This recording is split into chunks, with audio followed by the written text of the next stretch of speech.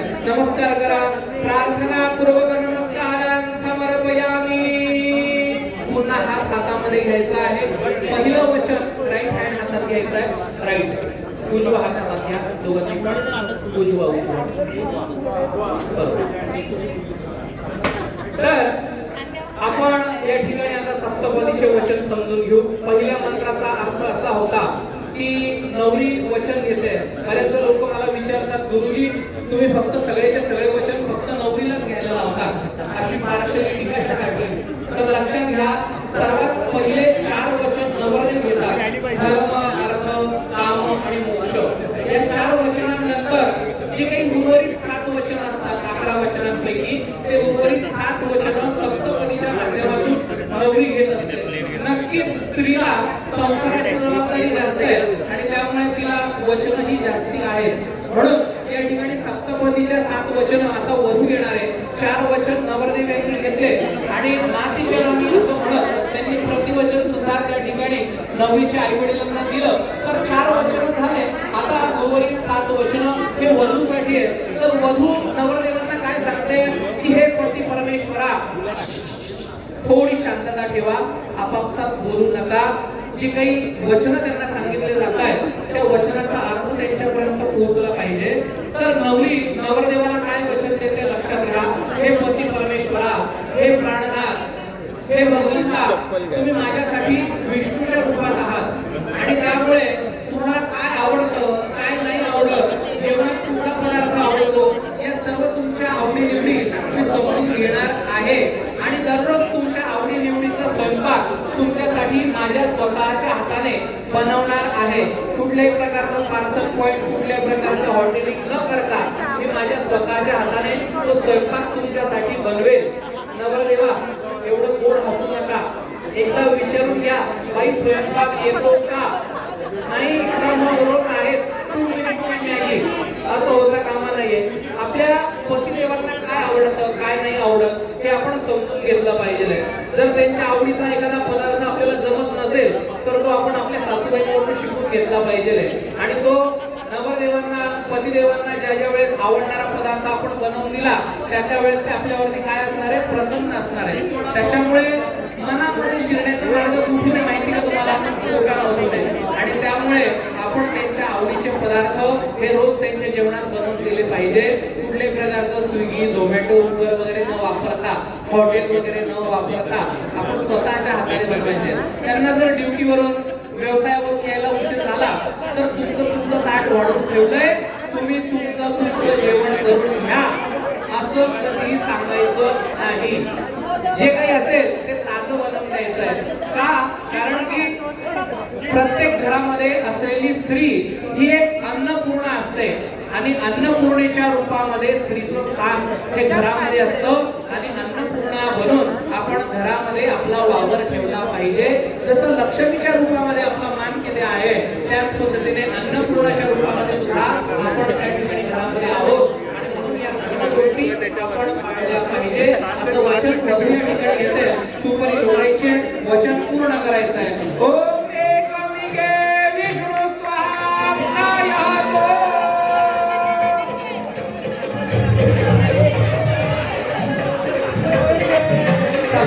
पुढच्या वचनाजवळ यायचंय, पुढे सरकायचंय. हे बघा, गडबड आणि गोंधळ करू नका. इथे काय वचन सांगितले जात आहेत, काय नियमावली सांगितली जाते ती वधूवरांपर्यंत पोहोचली पाहिजे. हे सप्तपदीचे 7 वचन म्हणजे फोटो काढण्याचं, सेल्फी काढण्याचं, गप्पा मारण्याचं ठिकाण नाही, तर वधूवरांच्या 7 जन्मासाठी जे काही त्यांचं नातं आहे ते नातं कसं असलं पाहिजे, चांगलं असलं पाहिजे आणि त्यासाठी हे 7 वचन, हे 7 नियम त्यांना सांगितले जात आहेत. दुसऱ्या वचनाचा अर्थ आपण समजून घेऊया. ओम सुची शृंगार विशाम वाक्मनकाय कर्मणा नाहं परतरं गच्छे द्वितीयेधा प्रवीणितो. सुची आणि शृंगार म्हणजे काय? दुसरं वचन कसलं माहिती आहे तुम्हाला? थोडी शांतता ठेवा, गोंधळ करू नका. मोजून 10 मिनिटं, 10 मिनिटानंतर लगेच जेवणाची व्यवस्था चालू होणार आहे. त्याच्यामुळे थोडी शांतता ठेवा बरं का. हे बघा, हे जे दुसरं वचन आहे ते दुसरं वचन सुची शृंगार म्हणजे नाक दागिने वस्त्र अलंकार, शुची म्हणजे काय तर शुद्ध अंतःकरण म्हणजे काय तर मेकअपचं वचन आहे एकंदरीत स्त्रियांचा सगळ्यात आवडता विषय की सर्वात आवडता विषय जर कुठला असेल तर तो म्हणजे मेकअप आहे. तर शुची आणि शृंगार चांगल्या प्रकारचे वस्त्र चांगल्या प्रकारचे दागिने मी रोज परिधान करेन. मंगळसूत्र जोडवे पायातल्या साखळ्या बांगड्या या सर्व सौभाग्याच्या अलंकारांचा मी कायमस्वरूपी मान राखेल.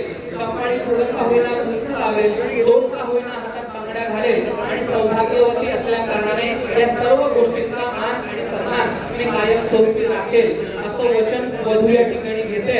आपण सुपारी लोटायची आहे, वचन पूर्ण करायचं आहे. ओम द्वे ऊर्जे विष्णु स्वाहा.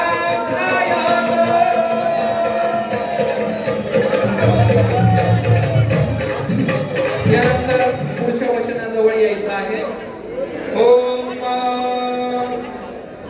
सुख दुःखादि कर्माणि मोक्षेहं च त्वया सह मनसा किव शुद्धाहं तृतीयेचा ब्रवीमित.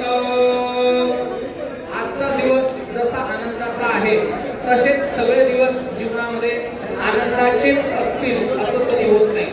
जसं ऊन आणि सावली ही कायमस्वरूपी येत जात असते त्याच पद्धतीने जीवनामध्ये कधी संघर्ष आहे, कधी सुख आहे, कधी दुःख आहे, कधी आनंद आहे. या सर्व गोष्टी वेळेनुसार बदलत असतात. परंतु या सर्व गोष्टींमध्ये या सर्व सुख दुःखाच्या प्रसंगामध्ये कायमस्वरूपी 7 जन्मांपर्यंत मी तुमचा हात असाच हातामध्ये धरून खंबीरपणे तुमच्या पाठीशी उभं राहील असं वचन वधू या ठिकाणी घेते.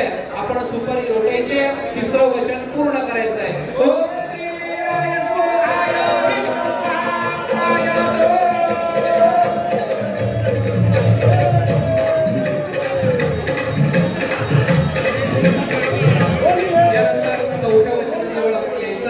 चौथ्या वचनाचा अर्थ घेऊ. ओम यज्ञातिनिक कर्माणि श्रौतस्मात् क्रमेण तु त्वया सह प्रकुर्वेहं तुमेहा प्रवीणित. आता थोड्याच वेळापूर्वी आपण यज्ञ केला, हवन केलं. त्या हवनाच्या प्रसंगी तुम्ही काय केलं? नवरदेवांच्या हाताला हात लावला आणि त्यांना धार्मिक कार्यामध्ये सहयोग केला. आजपासून ती तुमची अर्धांगिनी आहे आणि अर्धांगिनी या नात्याने प्रत्येक पूजेच्या प्रसंगामध्ये तुमच्या उजव्या बाजूला बसेल, हाताला हात लावेल आणि तुमच्या पुण्यकर्म असेल त्या पुण्यकर्माचा 50% शेअर 50% भाग मी माझ्याकडे घेऊन टाकेल असं हे वचन आहे. तर ज्या वेळेस पतिदेव धर्म कार्य करतात, पूजेचं कार्य करतात, कुठल्या प्रकारचं कर्तव्य करतात, दान कार्य करतात, तर त्या प्रसंगामध्ये मी कधीही त्यांना अडवणार नाही. जे काही धर्म कार्य आहे, देव कार्य, पूजा कार्य आहे, त्या पूजा कार्यामध्ये त्यांच्या उजव्या बाजूला बसून त्यांना कायमस्वरूपी मी सहयोग करेल.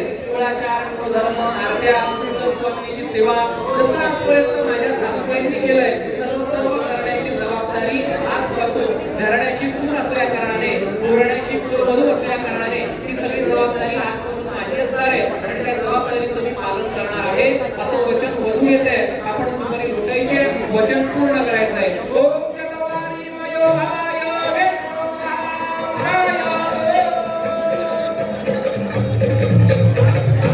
यानंतर 8व्या वचनाजवळ आपण उभं राहायचं.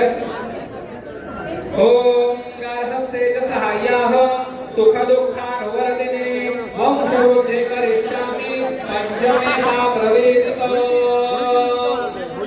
तुमचा विवाह सोहळा या ठिकाणी संपन्न होतोय.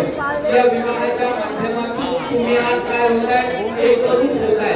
आजपासून असं असणार नाहीये हे माझं आहे, हे तुझं आहे, हे तुझं आहे, हे माझं आहे असं काही नसणार आहे. जे काही असणार आहे ते तुमच्या दोघांचं असणार आहे. आणि या विवाह या शब्दाचा अर्थ काय आहे? थोडी शांतता ठेवा. विवाह या शब्दाचा अर्थ काय आहे तर ते लक्षात घ्या. वि म्हणजे दोघं, वाह म्हणजे वाहणे. दोघांनी एकमेकांचं समर्पण करणे, एकमेकांसाठी वाहून देणे म्हणजे विवाह. आणि या विवाहाच्या माध्यमातून आज आपण एकरूप होतो आहे आणि या एकरूपतेच्या माध्यमातून या संसाररूपी जीवनामध्ये एक आदर्श पती पत्नी म्हणून जीवन व्यतीत करण्याची जबाबदारी ही आजपासून आपली दोघांची असणार आहे. समाजामध्ये आदर्श पती पत्नीचा जर विषय निघाला तर त्यावेळेस आपलं नाव पुढे आलं पाहिजे, या पद्धतीचं मी वर्तन करणार आहे आणि समाजात आदर्श पती पत्नी म्हणून नावलौकिकता आणि प्रतिष्ठा मिळवणार आहे, असं वचन वधू आणि वर या ठिकाणी घेतात. नवरीने तिच्या उजव्या पायाच्या अंगठ्याने सुपारी लोटायची आहे, वचन पूर्ण करायचं आहे. ओ माझ्या बाजू घेऊन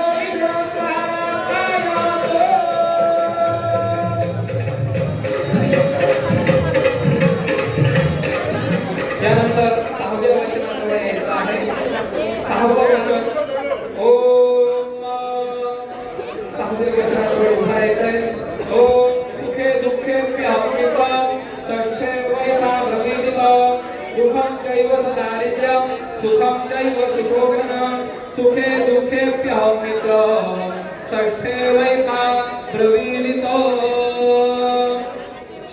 मला माहिती आहे सर्वांना खूप भूक लागली आहे, तुम्हालाच काय गुरुजींना सुद्धा भूक लागलेली आहे आणि त्यामुळे मोजून 10 मिनिटाचा कार्यक्रम बाकी आहे.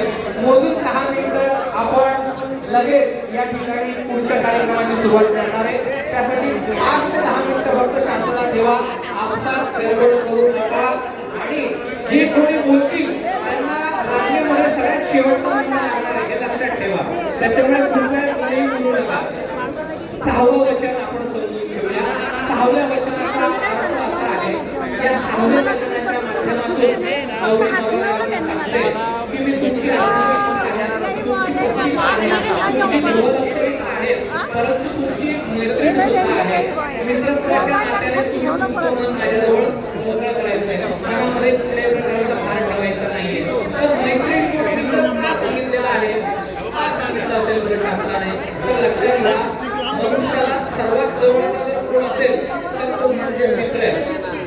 कारण की आपल्या ज्या गुपित गोष्टी असतात त्या फक्त आपल्या मित्राला माहिती असतात आणि ज्यावेळेस आपण एखाद्या वेळेस चुकीचं असतो त्यावेळेस सुद्धा मित्रच आपल्या सोबत असतो. तर आपण हा विरोधाचा भाग बाजूला ठेवूया, परंतु मित्र सखा हा अत्यंत प्रिय असतो आणि त्याच्याजवळ आपण सर्व गोष्टी आपल्या सांगत असतो, आपण करत असतो. कुठल्याही मनावरती भार ठेवू नका. आजपासून पत्नी या नात्याने मित्रत्वाच्या नात्याने मी कायम स्वरूपी तुमच्या सोबत राहणार आहे.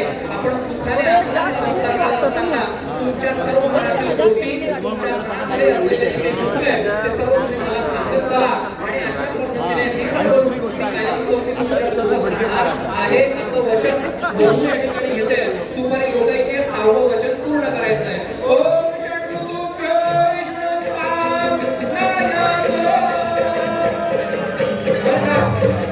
सप्तपदी वधूवरांची चालू आहे. गुरुजींची सप्तपदी होऊन 13 वर्ष होऊन गेले. त्यामुळे गुरुजींवरती भर टाकून उपयोग होणार नाही. 13 वर्ष होऊन गेले त्या गोष्टीला. तुम्ही 13 वर्ष पुढे यायला पाहिजे होतं.